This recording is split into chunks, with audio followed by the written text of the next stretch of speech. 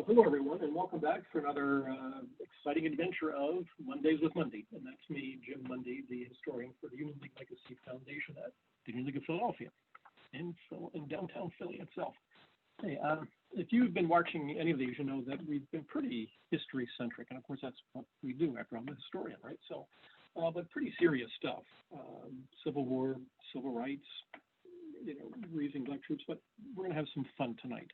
If that's okay, or at least try something I think will be more humorous and a little offbeat. So I'm calling this one Guys and Dolls Meets the Union League. And I hope that reference to the Broadway play about gambling in a Salvation Army office kind of rings a bell for some people, but Google it if not. Anyway, so it's 1938. And the mayor is Samuel Davis Wilson. Okay.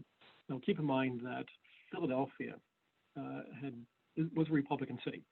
Period, end of paragraph. Between the Civil War and 1952, there were only two Democratic mayors, and even they were irrelevant because the rest of the offices were run by Republicans. So it's 1938. Now, Wilson, though, was not a Philadelphian, and he was not from the old Republican Party machine. He was from Boston, graduated Andover, Phillips Exeter Academy. Not really a college guy, but an Army veteran, nonetheless. Came to Philadelphia in 1905. Beat around the bushes, nothing really successful, but in 1927 went to work for the city controller named Wilby Hadley. And Hadley was one of those, green sleeves, shades on the sleeves and stuff like that. Very serious bookkeeper, really kept the city in good financial shape. But Wilson was a good student. He learned a lot under Hadley. He also saw how politics was played in Philadelphia. So at this point, to be anybody in Philadelphia politically, you had to be Republican, and that's what he was going to be. So in 1931, I take that back, 1931, he was still helping Hadley in the controller's office. 1933, he runs, though, on a reform ticket because the Republicans were always having reform movements coming through the city, which included the old Pinchotite reform Republicans in the state of Pennsylvania themselves. And so at this point, he is a fusion party candidate because there are also some Democrats backing as well. So he becomes the city controller in 1933 on this combination ticket, Republicans, Democrats, and reformers and stuff like that. So he's going to be a political chameleon the rest of his life, to be honest. So he's a man with a big political ego, and he wanted something greater. And he wanted the mayoralty, he wanted the governorship, he wanted to be a senator, but he didn't always know how to play his cards well. Surprisingly, being a Republican in 1931 and 1932, he backs FDR's election as president, the Democratic candidate who would lead the New Deal. So that gives you some idea about Wilson's political chameleon act, if you will. So in 1936, right, Wilson's going to run for mayor as a Republican because the Democrats had already elected or selected John B. Kelly as their candidate. And Wilson realized that he wasn't going to get the Democratic nomination, so he's going to get the Republican one instead, and sure enough, he did, right? And he won by only 45,000 votes out of over 700,000. So the Democrats and Kelly put on a good showing, but nonetheless, Wilson's now the mayor. And Wilson would take on all the old political,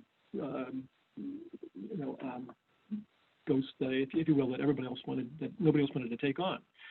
But he had the courage to do it, and maybe just the insanity at the same time. So Wilson has a very successful first year in office. He actually convinces, as a Republican mayor in a Republican city, he convinces the Democratic Presidential Convention to come to Philadelphia that year, first time since 1900.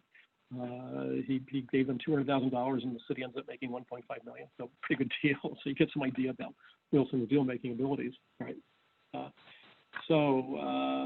1937, he becomes, you realize that he's not going to go anywhere as a Republican in the state. He's got to do as a Democrat, especially once the governorship. He becomes a non-registered voter. So he's playing political games. And it would catch up with him because in 1938, the city attorney general, or district attorney rather, forgive me,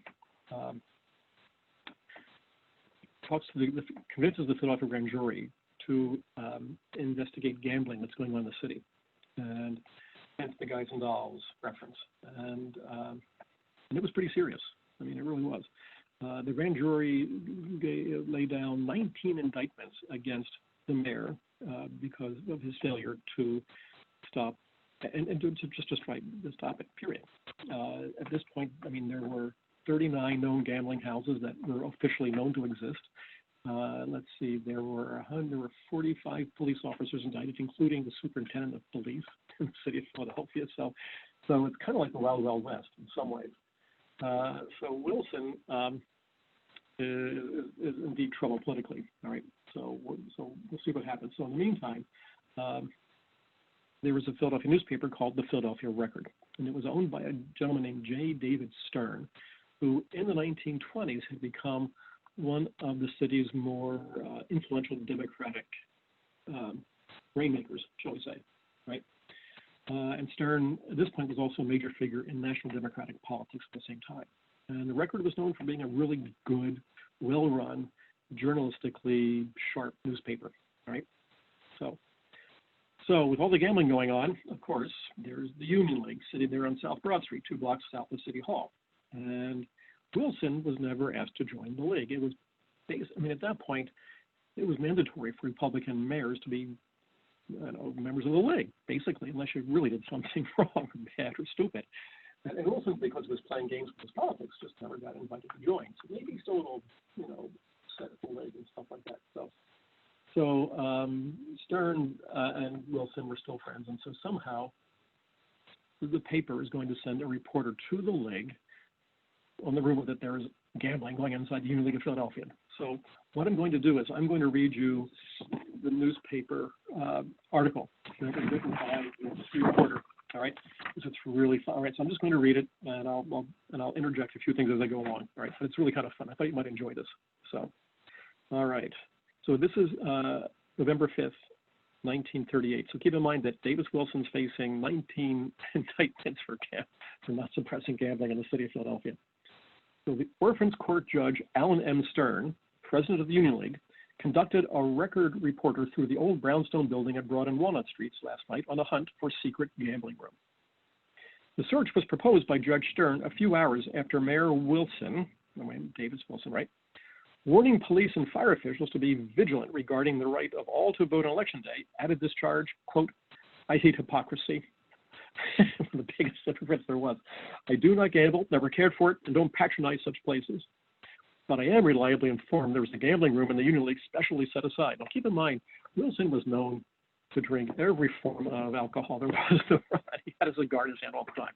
Not exactly a morally bright shining star in the firmament, if you will. So anyway, it's really something coming from Davis Wilson. So quote, "Some of our most prominent citizens, judges, and high city officials are members of clubs that even have slot machines, I am informed. Some of our most prominent citizens who shout about protected gambling indulge themselves in gambling in clubs."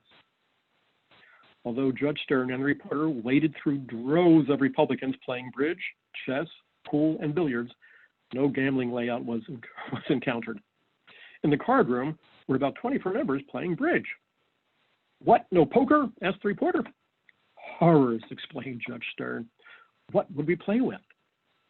"Chips," suggested the reporter, who was a tiddlywink fanatic himself. "Chips?" cried the judge.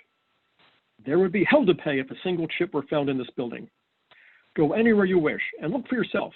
For every chip you find, I'll get 5 Union League members to vote the Democratic ticket."